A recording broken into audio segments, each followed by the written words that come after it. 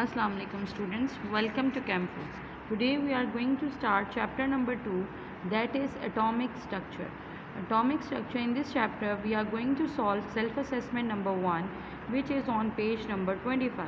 In this self-assessment it is asked to you that how many electrons, protons and neutrons are present into it. किसके बारे में पूछा जा रहा है? जिंक के बारे में. जिंक का आपके पास एटॉमिक मास भी गिवन है और एटॉमिक नंबर भी गिवन है.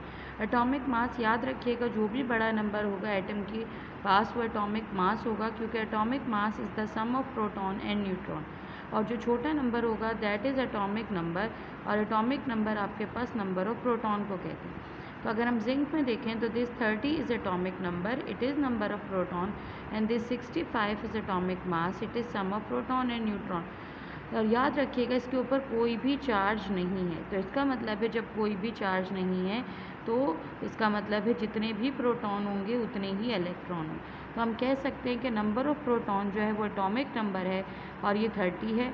जितने प्रोटॉन है उतने ही इलेक्ट्रॉन है. क्यों? Because there is no charge on an atom and it is also 30. Neutron की अगर हम बात करें तो हमें पता है एटॉमिक मास सम है प्रोटॉन और न्यूट्रॉन का.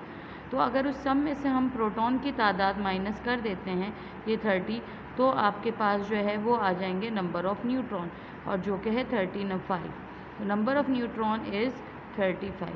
इसी के सेकंड सेल्फ असेसमेंट है जिसमें आपसे पूछा गया है कि how many times mass of electron is lesser then mass of proton and neutron. Electron lighter है मास में प्रोटॉन और न्यूट्रॉन के मुकाबले में. कितना लाइटर है कि अगर हम इलेक्ट्रॉन और प्रोटॉन को कंपेयर करें तो mass of electron is nearly 1836 time lesser than proton, और अगर हम न्यूट्रॉन से कंपेयर करें तो 1839 time less than neutron. So this is the answer of second part of our self-assessment, that mass of electron is nearly 1836 times less than proton and 1839 times less than neutron. अगर आपको ये self assessment समझ आ गया हो तो kindly like my video and subscribe my channel. Thank you so much.